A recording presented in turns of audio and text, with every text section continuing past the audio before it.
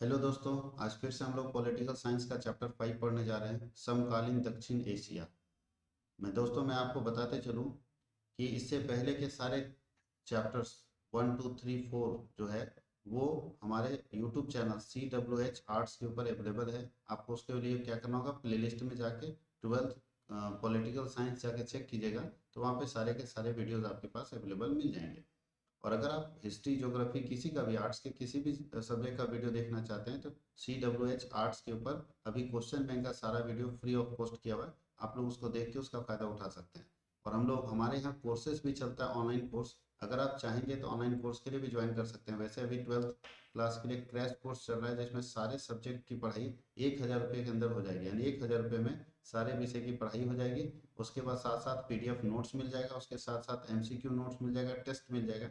ये सारी सुविधा आपको केवल 1,000 रुपये में सारे विषय की मिल जाएगी। अगर आप ज्वाइन करना चाहते हैं तो आप कॉमर्स वर्ड हजारीबाग का एप्लीकेशन प्ले स्टोर से इंस्टॉल कर लेंगे। फिर से मैं रिपीट कर दूं, प्ले स्टोर में जाकर कॉमर्स वर्ड हजारीबाग का एप्लीकेशन को आप इंस्टॉल कर लेंगे।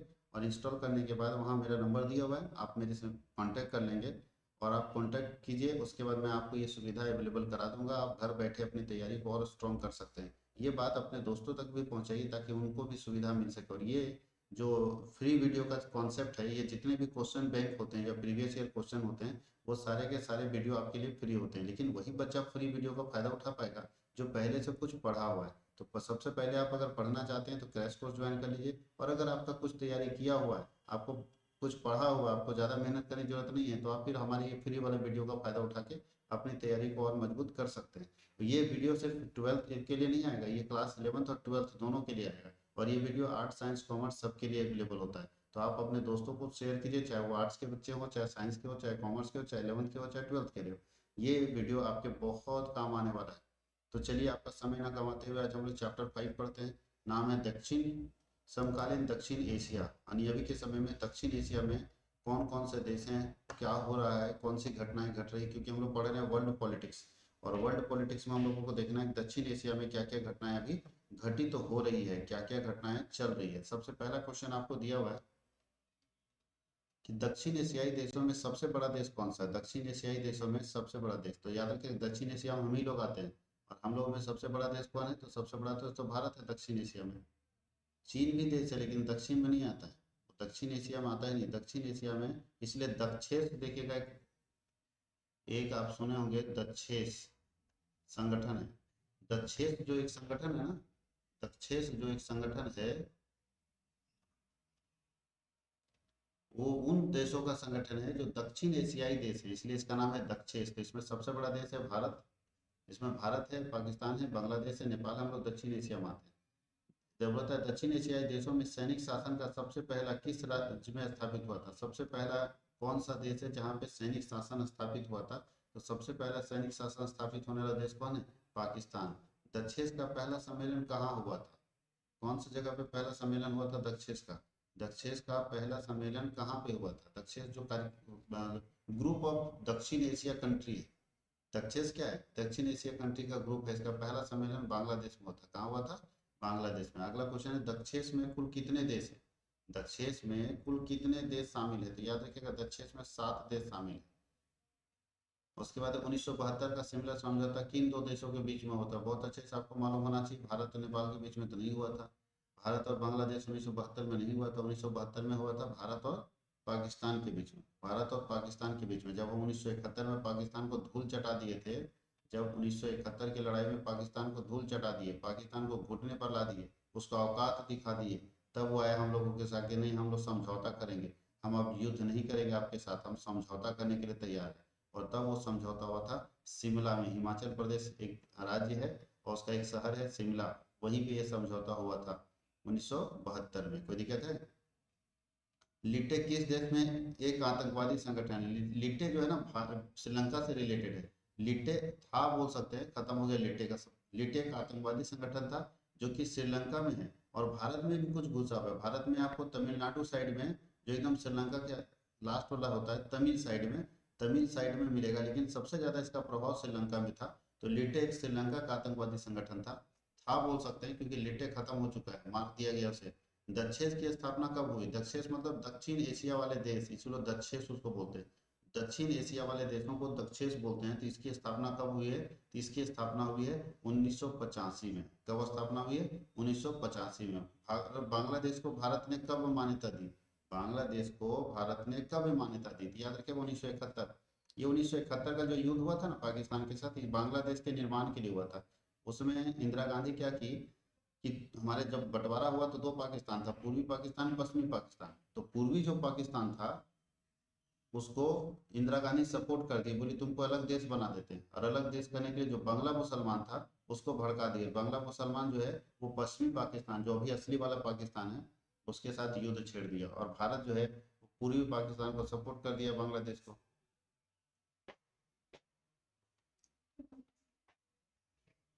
पूर्वी पाकिस्तान को सपोर्ट कर दिया, और सपोर्ट कर दिया तो पूर्वी पाकिस्तान जीत गया, और जिसके कारण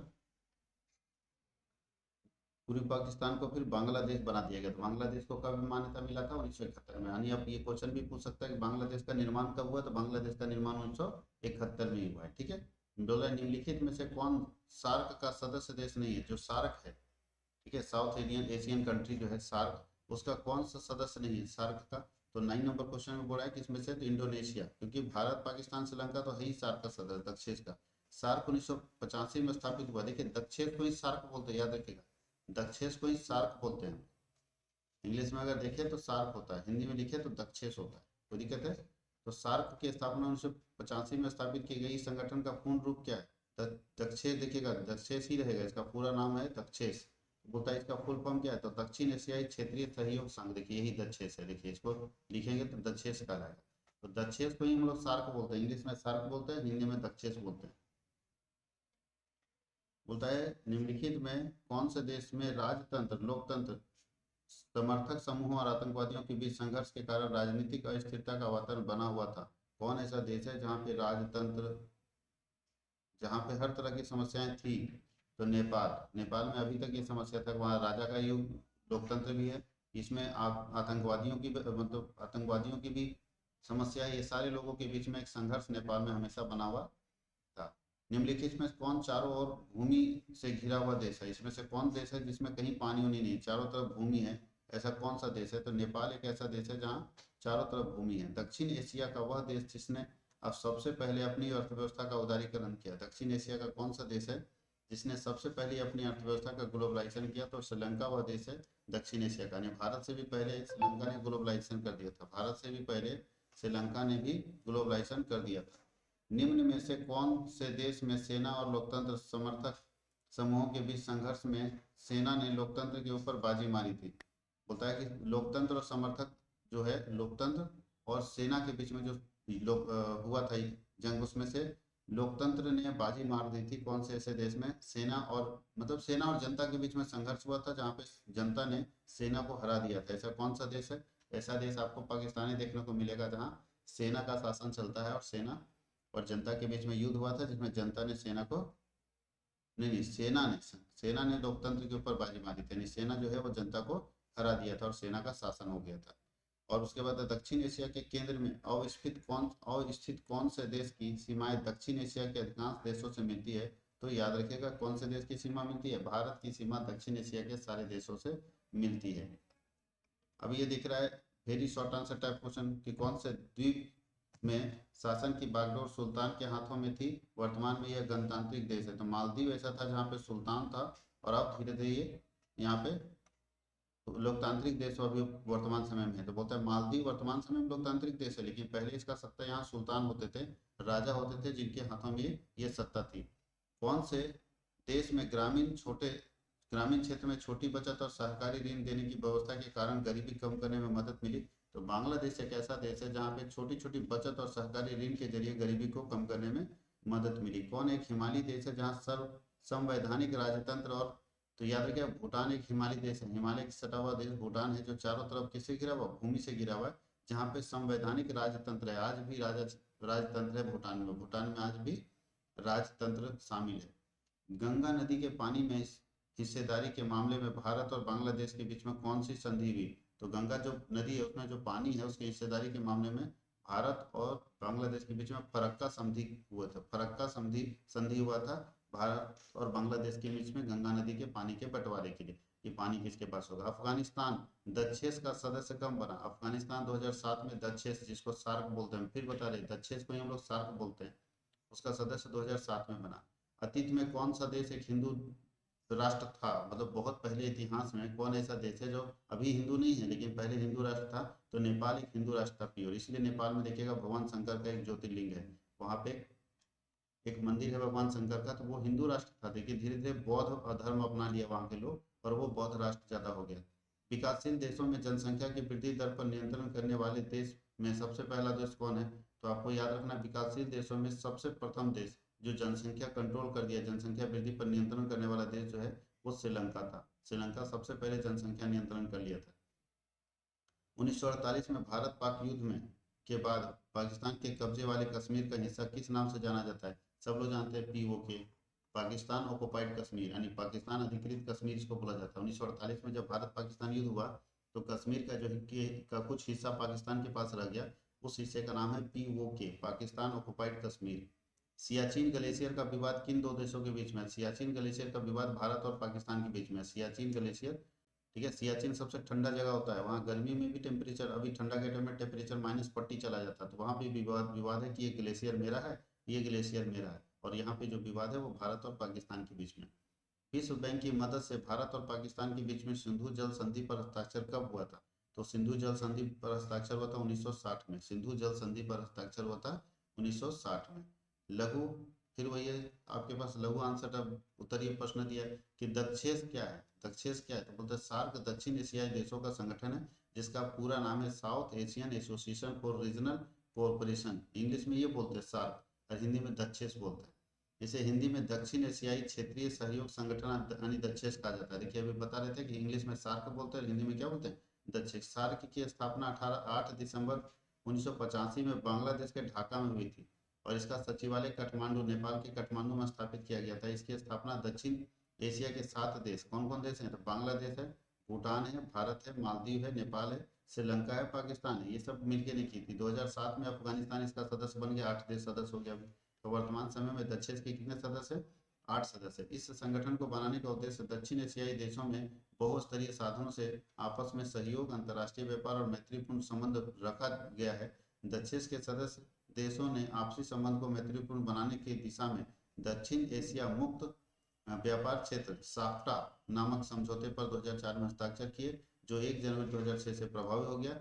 इन समझौते में इन देशों के बीच में आपसी व्यापार में लगने वाली सीमा शुल्क को कम कर दिया गया, यानी भारत से पाकिस्तान या भारत से नेपाल में अगर जो जाता है तो जो कस्टम ड्यूटी लगता था, सीमा शुल्क, वो कम कर दिया गया ताकि लोग आसानी से बिजनेस कर सके। श्रीलंका के जातीय संघर्ष में किन की भूमिका प्रमुख है? बोलता है श्रीलंका को आज़ादी 1948 में प्राप्त हुई। आज़ादी के बाद वह सक्रिय लोकतंत्र कायम हो गया, वहाँ पे एकदम लोकतंत्र है जैसे भारत में, लेकिन श्रीलंका में एक कठिन चुनौती थी जातीय संघर्ष, जिससे वहाँ गृह युद्ध की स्थिति पैदा होगी। श्रीलंका में सबसे अधिक आबादी सिंहली समुदाय की है। किसकी है? सिंहली समुदाय की है, और यह समुदाय भारत से आकर श्रीलंका में बसने वाले तमिल समुदाय के विरोधी हैं। देखिए सिंहली समुदाय सबसे ज्यादा है, और भारत से बहुत सारे लोग क्या किए, तमिलनाडु से सटा हुआ ना श्रीलंका, तो तमिल बहुत सारे तमिल लोग भारत से जाके श्रीलंका में बस गए। तो भारत से जाके जो श्रीलंका में बसने वाले लोग थे तमिल लोग, उसका सीधा विरोध करता था सिंहली समुदाय, और आपस में ऐसा हुआ कि दोनों आपस में लड़ गए, और इसी के कारण लिट्टे संगठन बना था।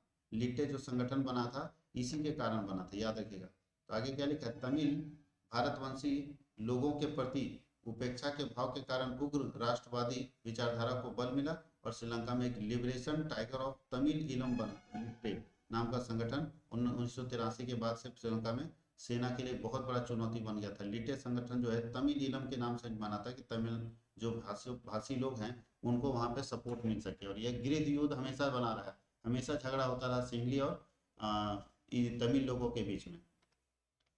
पाकिस्तान के लोकतंत्रीकरण में कौन सी कठिनाई आती है? पाकिस्तान में लोकतंत्र क्यों स्थापित नहीं हो पाता? जितने साल पाकिस्तान को कोई भी सरकार 5 साल पूरा नहीं कर पाती, तो वहाँ पाकिस्तान में क्या है, सेना का राज है, धर्मगुरु बहुत चलते हैं, अभिजात भूस्वामी है, ये सब लोगों का दबदबा होने के कारण तुरंत सरकार गिरा देता है लोग। सेना तो तुरंत सरकार गिरा देती है, सेना के हाथ में जब चाहे तब सरकार गिरा दे, जब चाहे। देखिए ना, इमरान खान अभी प्रधानमंत्री बने चुन के, गिरा दिया, दूसरे को प्रधानमंत्री बना दिया। पाकिस्तान की भारत के साथ युद्ध की स्थिति हमेशा बनी रहती है, ये भी समस्या उसके लोकतंत्र में है। और पाकिस्तान में लोकतांत्रिक शासन के लिए कोई अंतर्राष्ट्रीय समर्थन भी नहीं मिलता है, कोई वहाँ पे इंटरनेशनल सपोर्ट नहीं मिलता। और अमेरिका और अन्य पश्चिमी देश जो अपने स्वार्थ के लिए पाकिस्तान को इस्तेमाल करते हैं, पाकिस्तान को इस्तेमाल करते हैं अपने स्वार्थ के लिए। बांग्लादेश की स्थापना कैसे हुई? तो 1947 1971 तक बांग्लादेश जो है वो पूर्वी पाकिस्तान के नाम से जाना जाता था। लेकिन 1971 के युद्ध में जब पूर्वी पाकिस्तान जीत गया पश्चिमी पाकिस्तान से, तो पूर्वी पाकिस्तान के हिस्से को उस समय बांग्लादेश बना दिया गया। दक्षिण एशिया के विभिन्न देशों में से एक राजनीतिक प्रणाली नहीं है, इसमें से कौन ऐसा देश है जो राजनीतिक बोलता है? दक्षिण एशिया के विभिन्न देशों में एक सी राजनीतिक प्रणाली नहीं है। मतलब दक्षिण एशिया के जितने देश, अभी 8 देश आपको बताए, 8 देश में एक जैसा सिस्टम है नहीं है, सारे देश में अलग अलग सिस्टम है। तो देखो सारे देशों का सिस्टम लिखा हुआ है। सबसे पहले श्रीलंका का सिस्टम, भारत और श्रीलंका। उसके बाद पाकिस्तान में क्या है, बांग्लादेश में क्या है, नेपाल में क्या है, सबका सिस्टम अलग अलग है और इसको पढ़ना आप लोगों को। भूटान में क्या है, मालदीव में क्या है, और अफगानिस्तान तो देख ही रहे, ये स्थिति थी। और लॉन्ग आंसर टाइप क्वेश्चन में दक्षिण एशिया में भारत और उसके पड़ोसी देशों के साथ संबंधों की विवेचना कीजिए। इसको पढ़ना आपको, भारत और उसके पड़ोसी देशों के साथ क्या संबंध था। तो ये देखिए समस्याएं, भारत और उसके पड़ोसी देशों के साथ संबंध के बारे में लिखा हुआ है कि क्या क्या संबंध है भारत और उसके पड़ोसी देशों के साथ।